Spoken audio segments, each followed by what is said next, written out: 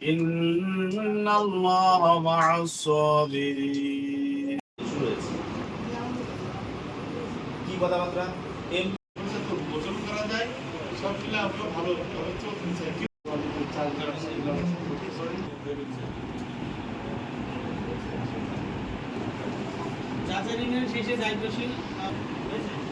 ওকে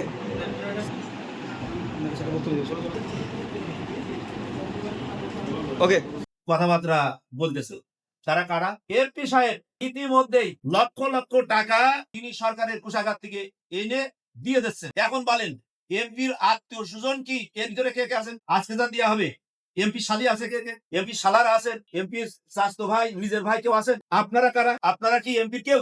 আপনাদের মাঝে দেওয়া হোক। তাহলে দেখতে হবে যে এমপি মহোদয় তাদেরকে দেখছেন 700 শাড়ি এনেছেন, 10 লক্ষ টাকা এনেছেন, তারপরেও আবার এই ঈদেও টাকা এনেছেন। এর টাকাগুলোর একটি টাকা এমপি মহোদয়ের পকেটে আছেন কিনা, তিনি পকেটস্থ করতেছেন কিনা, এটাই কি দেখার বিষয় না? এটাই তো দেখার বিষয়। তাহলে এমপি কে অপ্রিয় করে তোলার জন্য কিছু মানুষ, কিছু ষড়যন্ত্রকারীরা তারা আজকে বিভিন্ন ভাবে শুরু করেছে। ফেসবুকে আমরা দেখলাম, গতকালকে দেখলাম, আমি কমেন্টস করতে যেয়েও দেখলাম যে আবার আমার বিরুদ্ধে লেগে যাবে, এই জন্যই কমেন্টস করিনি। বলেছেন যে জিনেদার 4টে এমপির ভিতরে ভালো এমপি কে, প্রশ্ন ছুড়ে দিয়েছে। বলেন তো কি বুঝতে চাচ্ছে? কালীগঞ্জের একটা ছেলে যদি এই কথাটা লেখে, তাহলে আমরা আমাদের এমপির ইন্ডিকেট করেই তো এই কথাটা প্রশ্ন করেছে।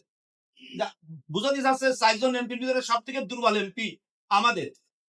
সম্মানিত উপস্থিতি, আপনারা কি মনে করেন সব থেকে খারাপ, সব থেকে অপ্রিয় একজন মানুষ কালীগঞ্জের এমপি?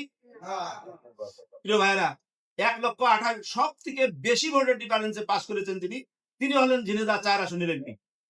আপনারা আশা করতে পারেন যে আজকে যা দেওয়া হচ্ছে আগামীতে গতি বাড়বে। সরকারের দেওয়া যে অর্থ যে সিস্টেমে আমাদের দেশে আসে, এই সিস্টেমে অর্থের অপচয় করা সহজ, অর্থকে অনৈতিক ভাবে ব্যবহার করা সহজ। আমি আমার সিদ্ধান্ত নেই যে এখান থেকে একটি টাকাও আমার সংসারে বা আমার হাতে অবৈধভাবে খরচ না হয়। এই জন্য আমি এই সিদ্ধান্ত নিয়েছি আল্লাহর উপর ভরসা করে, এবং সেটা মানুষের খুশি করার জন্য।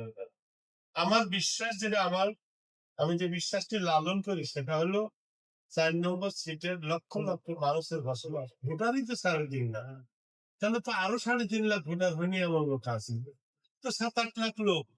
একটি টাকা যদি আমি এখান থেকে আত্মসাৎ করি, তাহলে 8 লাখ লোকের কাছে মাপ চাইতে হবে, নাহলে আমার জন্য জাহান্নাম রে। তো এই টাকা মাইরিয়ে দিয়ে এই 8 লাখ লোকের কাছে মাপ চাইতে যাওয়া সহজ? তারপর সবাইকে আমার মাপ করবে?